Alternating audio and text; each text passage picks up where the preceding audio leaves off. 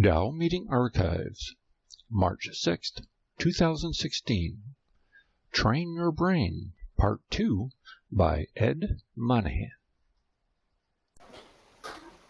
Okay guys, let's go ahead and get going together. CV 面向佛堂，参加色鞠躬、一鞠躬、再鞠躬、三鞠躬，参加各位点灯，一鞠躬。开班一鞠躬，请坐下。Please be seated. Well, hello everyone. Nice to be here and great to be at the temple. Nice to see everyone online. I brought my brother-in-law and sister-in-law with me today, along with my wife Joanne, who's here. So it's great to have them with us. Derek invited me to go first, so what I'm going to do, I was out last week, so I'm going to just do a real quickie review of what I covered last time, and then move forward from there. This presentation is geared towards mindfulness practice and how that can become a way to learn how to effectively train our brain. So the first slide, and I'm just going to kind of cruise through these very quickly because we covered these last time. The question that I had was, do you experience states of anxiety, stress, and difficulty developing positive patterns of behavior, and which include meditative practice, positive perspective, and good health? And then what we discussed was these issues, the problems that are identified with respect to not being able to maintain these positive patterns of behavior. So we have to identify the problem, acknowledge the problem, and then examine the root of the problem. We quoted a series of statistics about children and young people, which are not particularly positive, but we are acknowledging what is and the state of our current condition. We established also some health parameters with respect to the baby boomer population, which is ever aging, which I'm in that category myself, which are again not particularly exciting statistics. And then when we talk about acknowledging the problem, it kind of makes us sad when we think about that. And then what we also discussed was that the root of many of these issues, in fact most of these issues with respect to behavior, has to do with our thoughts.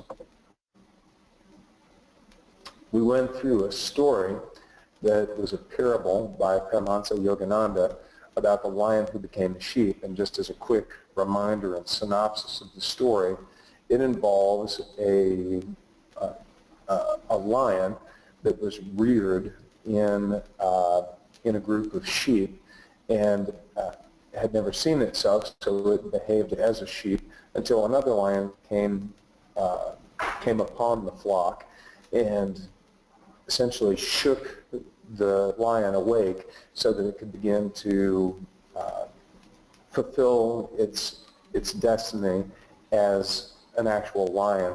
And the analogy, of course, is that we as unconscious beings sort of tread through life without an awakening, a realization of the nature of our true place in absolute reality. So this is essentially where we left off, where we talked about mindful awareness. And mindful awareness, in this respect, and training your brain, is the practice of maintaining a non-judgmental state of heightened or complete awareness of one's thoughts, emotions, or experiences on a moment-to-moment basis. So what does that mean? That means being able to experience the present moment fully and completely, but without a sense of judgment being attached to that. That's the current thing that we always hear now about mindfulness. This is where a great deal of the data and the research has been focused, and the benefits thereof that we see as related to patterns of negative behavior, being able to maintain health, being able to maintain higher levels of quicker recovery from disease states, all kinds of benefits.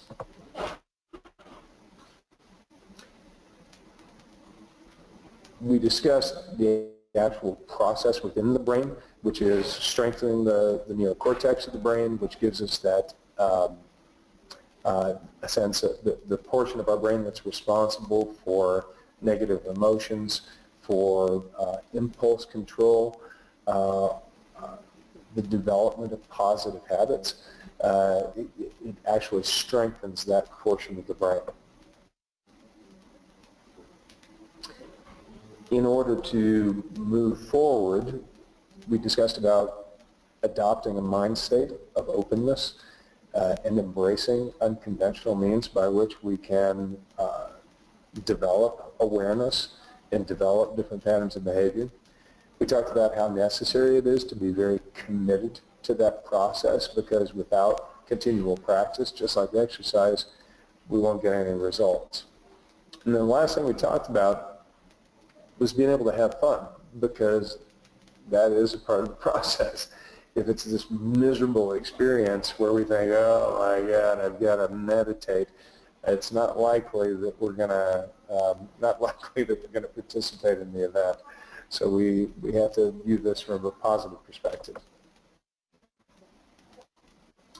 Now, to illustrate this, this is something that you've heard before, and this is a story directly from Derek's book, The Tao of Happiness, The Flight of the Peng Bird. And if you will indulge me, for those who have not heard it, I'm going to attempt to convey it from memory. So if I lapse and miss anything, maybe Derek will help me out a bit. So the flight of the Peng Bird. There's a fish in the Northern Sea, and its name is coon. The coon is thousands of miles long, and it swims deep, deep in the cold waters of the Northern Sea. A great wind arises from the west and blows across the sea, which raises the coon up. And as the coon raises to the wind, it transforms and becomes the giant Peng bird. The giant Peng bird has a wingspan of thousands of miles, and as it beats its great wings, it blows the clouds. It gazes upon the southern horizon, always climbing higher and higher and higher, thousands of miles high into the sky. The cicada and the turtle dove on the ground below look up at the Peng bird and say, well, that's stupid. Why should anyone fly so high? I don't bother with that. I sometimes may fly to the top of the tree, and that's all I need. I'm perfectly good to stay where I am. The Peng bird pays no notice and continues its course toward the southern sea to fly to its destiny. And that is the story. I hope I've repeated it correctly. Excellent. So let's take a look at the meaning of this, and we'll go through it quickly because Derek's already covered this ground before, but I think it's analogous to our discussion. So that's why it's in my presentation. So as per Derek's annotation and explanation of the parable, the story is a metaphor for a journey of great achievement. And the coon fish is the vast potential within each individual. And this potential must be activated or we'll continue to swim blind aimlessly through the cold northern sea. The answer to our call, our life's purpose, takes the shape in the form of the great wind upon the ocean. And this transformation of the Peng bird is us. And it's our spiritual and our life's journey. The cicada and the turtle dove are the naysayers. They're the ones that criticize us and that tell us that why would you even bother with this process? And then, of course, the analogy for the Peng is that it continues to keep its eyes on the horizon and fly towards its destiny in the southern sea. so we don't lower ourselves to engage in negativity, and we continue to move forward to fulfill our destiny.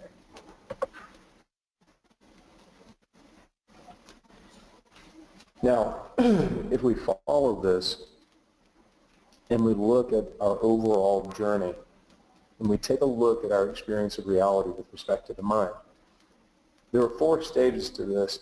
Does anyone recognize these 4 stages? They're slightly reframed, but it's a very famous step-by-step process. It's the philosophy from Buddha, and it's a reframing of the 4 Noble Truths. So if we look at our experience of life, we experience pain. That's clear.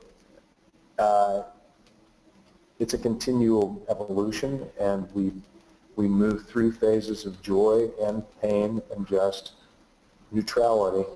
But I think it's safe to say that we continually experience this pain in our lives. And in the Buddhist context, it's suffering. So life is suffering. When we look at the cause of that suffering, it's our perceptions. It's negative thought. It creates that. So in the Buddhist framework, it's becoming aware that there is a cause of suffering. And then the third step is that there is a state of joy which is possible. There is a solution.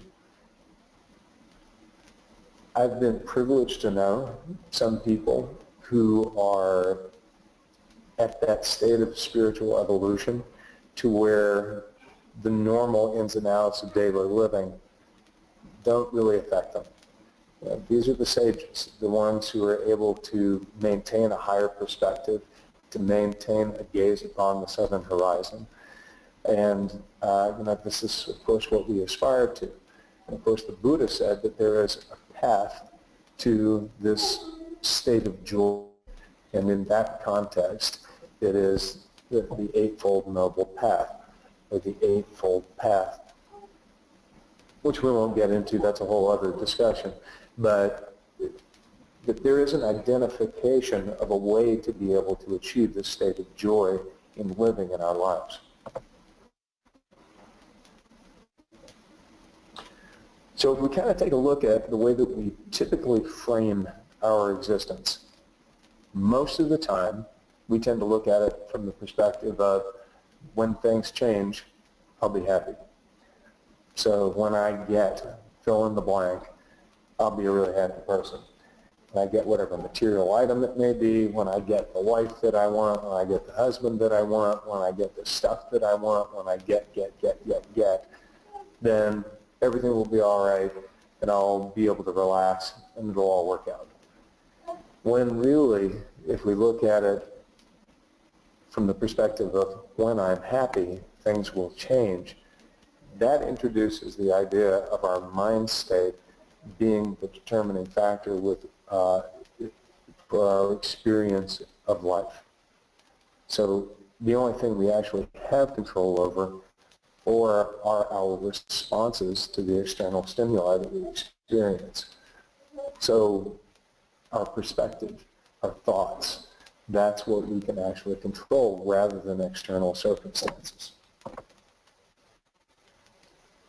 So we have a few things that we recommend that are pulled from different sources. The first is that when we experience negative thoughts, which we inevitably do, all of us, try to not entertain that thought for more than a 15-second period of time. In Buddhism, it's referred to as applying the antidote for the poison of the mind. So you choose the opposite. Now, in just choosing the opposite, that doesn't mean an affectation. It doesn't mean that when we have an experience of a negative thought, we go, gee, I'll just be happy. And you put on the happy face. That's denial of the actual emotional state. What it means is we begin to engender an emotional state, which is the opposition of the negative mind state. So we have to place ourselves in that emotional condition, which takes a little bit of work and imagination. The second rule is we accept what is. We have to acknowledge reality, otherwise we're in denial. And then we live in the prospect of what if. So if I need to lose 20 pounds, I have to first accept the fact that I need to lose 20 pounds. Just like Angela did. My sister-in-law. They went to the Academy Awards last weekend, right? Yeah, so they went on a massive peel-it-off diet, and they were very successful, and they looked awesome. Look at their Facebook page. So what they did was they lived in what if. What if I dropped 20 pounds? So that's, it wasn't, oh my God, I have 20 pounds I have to get off, how miserable I am, how horrible, what a loser. It's, this is where it is. Let's formulate a plan, construct a step-by-step process by which we can move toward the goal. So we live in what if. Then the third step is that you take small steps toward that goal every single day. It seems overwhelming when we look at major life goals, and it's pretty tough because there's a lot of steps to that process. But we begin step by step every day to take minor movement toward that.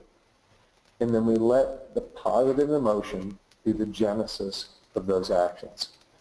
Okay, this, again, creates a mind state where we associate positive experience with movements toward our life purpose, rather than a negative experience. Oh my gosh, I've got to do this. No, we begin to build positive experience toward that goal. Now, this is a path that was taught to me by one of my teachers, Tulku Thondup, that I've referenced before, where we talk about creating mental conditions. And in one of the talks that I gave in the past, we talked about the 3 different types of contemplative practice. First being mindfulness, which is the experience of moment-to-moment life without judgment. Second, concentration-based meditation, which is being able to fix the mind on a single point of focus. And then contemplative practice, which has to do with contemplating a principle or an esoteric ideal. This is the second. So we begin to think about and anchor the mind in a single point of concentration, which is a positive image, which then in turn leads to and creates the choice of using positive words and creating positive thoughts, which then leads to the experience of positive feeling states and positive experience, which in turn creates trust in these positive images and objects and qualities. So you see what this is. It's a cycle. It's a chain that reinforces itself. And this is very old. This is from Tibetan Buddhism. And one of the reasons that this has been adopted into modern psychotherapy, is because these processes work.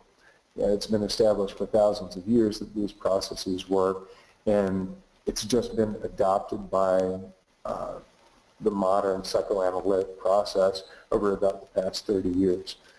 So what we do is we create a positive image, a positive experience, which leads to these successive steps. And this is, in a broader context, how it moves to what's typically referred to as the principle of enlightenment or awakening.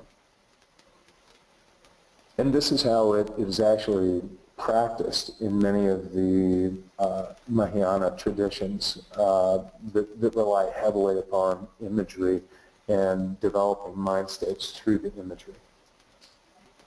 You see an object of devotion. Now this can be tangible directly in front of you in the form of some sort of icon, or it can be in your imagination.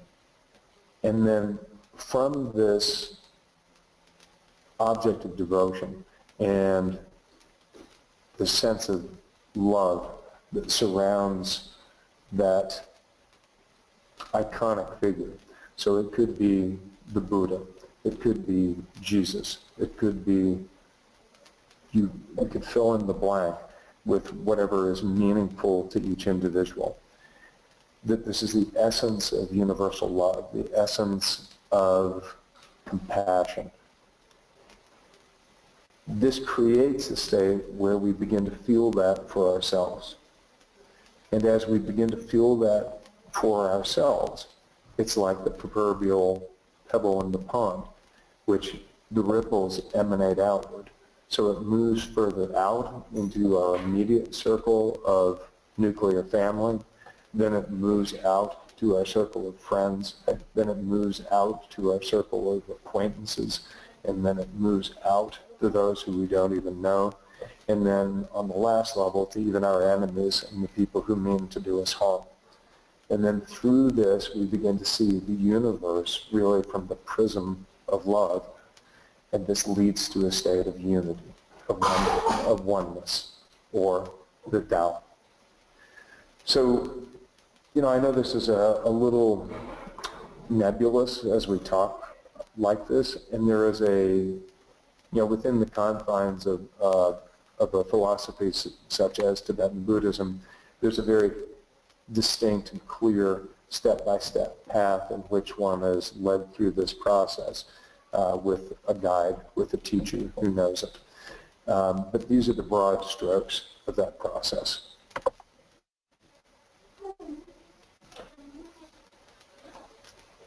In scientific terms, if we look at our brain, a lot of what's being discussed is the principle of brain bilaterality, and this is some of the work that I do at UCLA with one of my neuroscientist friends.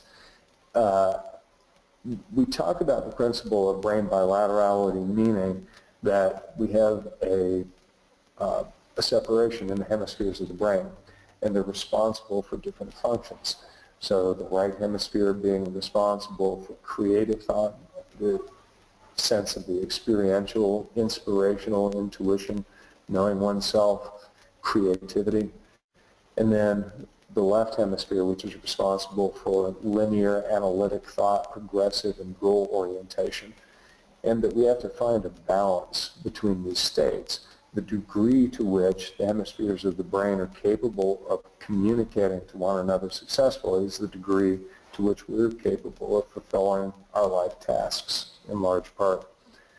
Let me give you for instance on this. I can't remember whether I've told you guys this or not, but if I have, just stop me.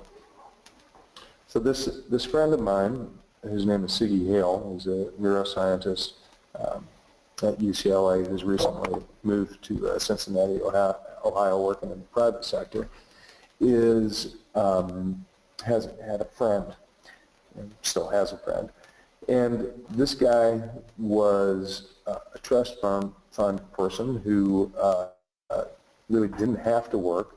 He had a lot of money and was a very intelligent guy, but really didn't fulfill any of his potential. Basically sat on the couch and smoked dope all the time and just couldn't get anything going. And he was really miserable because he just couldn't get anything going and had no motivation to get anything going, even though he had all this money. So Siggy tried an experiment with him, and he said, you know what I think you need to do? I think you need to learn how to play guitar. And the guy said, guitar? He said, yeah, you need to learn how to play guitar. So he decided he wanted to play bass. So he started taking bass lessons, and he started to learn about the theory of the music, and he started to actually be able to play it, and he became kind of obsessed with playing bass, and got himself in a band, and just continued to play and play and play. And then a funny thing started to happen along the way. The guy started to decide that he needed to get a haircut, decided that he needed to shave, decided that maybe he needed to clean up his apartment, and started thinking about what he was doing with his life. And then the next thing you know, he decided he didn't end up being a professional musician. He ended up just getting a job and ended up being someone who was very productive and started to move toward fulfilling his own personal destiny. And the only thing that shifted in this guy's life was bass. He just learned to play bass.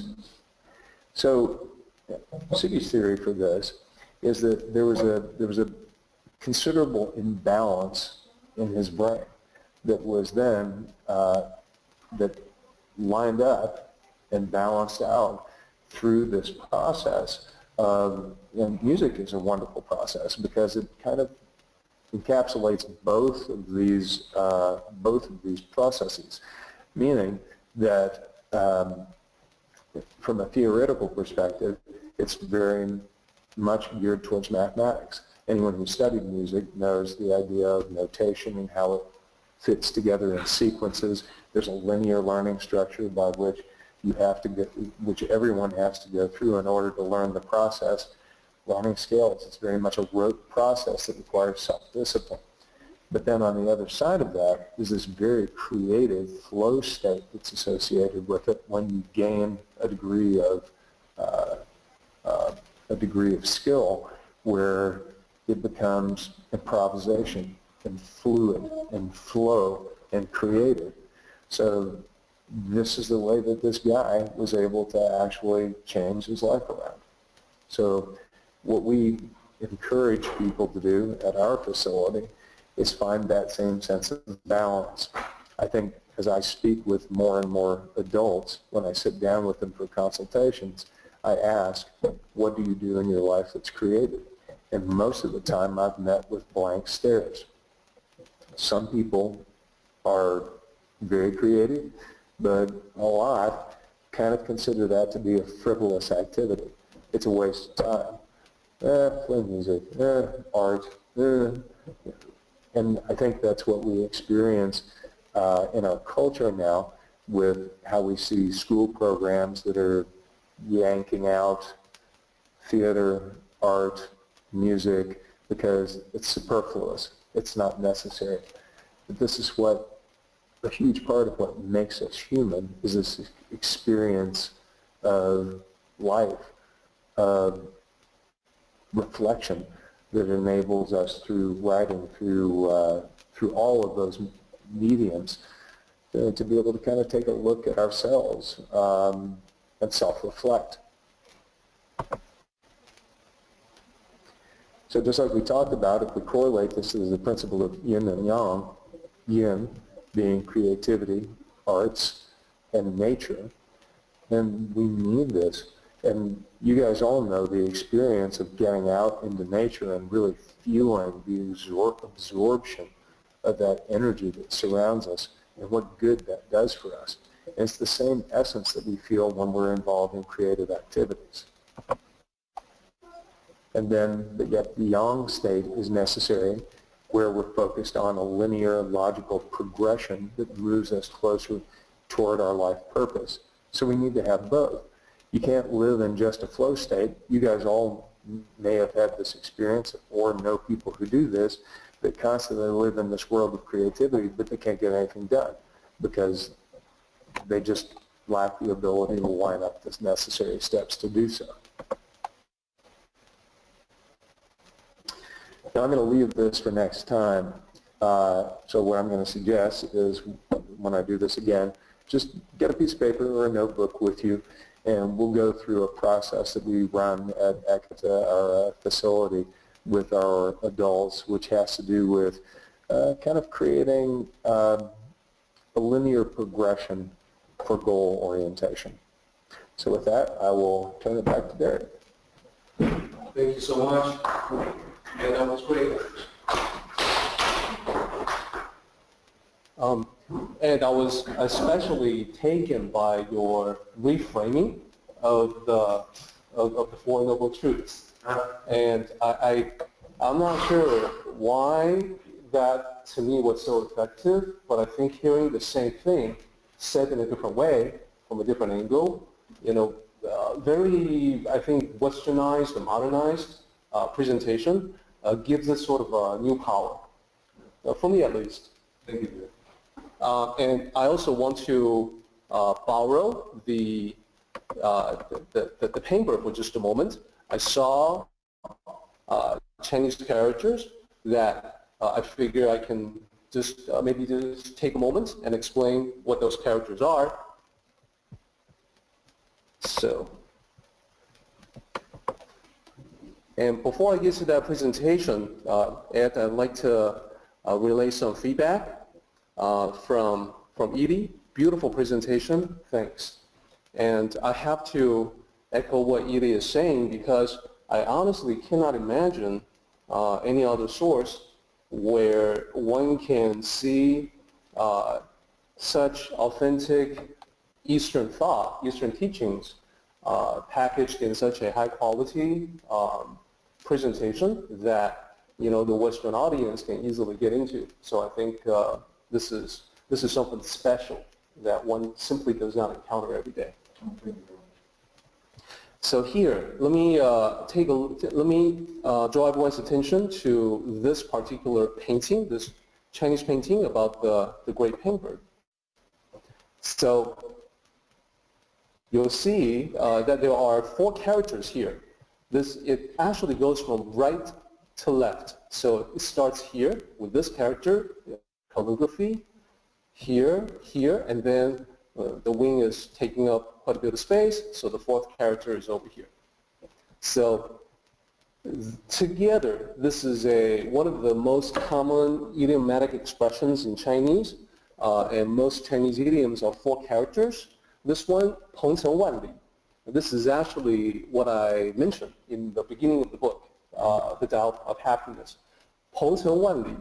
This is the phrase that's repeated over and over again to every graduating class, whether it's high school or college. All the graduates hear this ad nauseum, Peng Wanli. And what it means is that the first character, Peng, is the pain. In the pinyin system, there isn't really a great way to represent the sound. The original sound is Peng, and in English it becomes more like an A sound, like a pain. But that's what it is. That's the bird. The character itself is composed of left and right radicals, where the right radical, the right half of it, is actually the character for bird. So Peng, that's the character. Chen, the second character, is the journey. So when you go Peng Chen, that's the journey of the penguin. 1, that means 10,000, but it just metaphorically means many miles, and li is the measure of distance. It's not exactly a mile, as you would the ancient Chinese did not use the British imperial system for measurements, so it's a little bit different, but the idea is the same. So we don't necessarily need to translate it literally as li, li, but simply as miles, and people get the idea that 10,000 miles, the journey of the pengbird, means that the pengbird covers a great distance. And that in turn is a metaphor. It's an aspiration, it's an encouragement, it's an inspiration for everyone that, hey, listen, you are meant for far greater things than what is present in your life right now. There is so much more ahead of you. There's a grand journey ahead of you. Maybe you don't realize it yet. Maybe you haven't activated yourself or risen up to the height of the pengbird, but it's there. It's waiting for your discovery. It's waiting for your readiness to rise up. So that's the idea, and that's what makes it very suitable for graduates. It inspires them to go beyond just the completion of their studies and undertake a journey in society that goes on to far, far greater things. In this particular painting, we also see this background that's obscured in the distance, and that's from the original text as well. It just says that when the penguin rises up high enough in the sky, when you look down from such a great height, everything becomes like a blur. And that's another way to say that when you are of a sufficient height in your aspirations, in the journey that you undertake, then all the critics, all the naysayers at ground level, you can't even see them anymore. So if you are still hearing all the people saying, oh, well, okay, be realistic, I'm just saying this for your own good, you can't actually do that, right? All of those people, if you are still hearing them and they're bothering you, that's only because you are not quite at the level of the penguin. you got to go higher. Let's go ahead and do the meeting ending ritual. 起立，面向佛堂，持下三鞠躬，一鞠躬，再鞠躬，三鞠躬，持下跪点传是一鞠躬，结班一鞠躬。Well done, everybody. Thanks.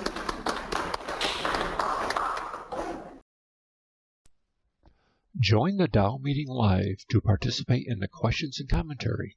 For more information, go to http://taoism.net/tao/connect-online.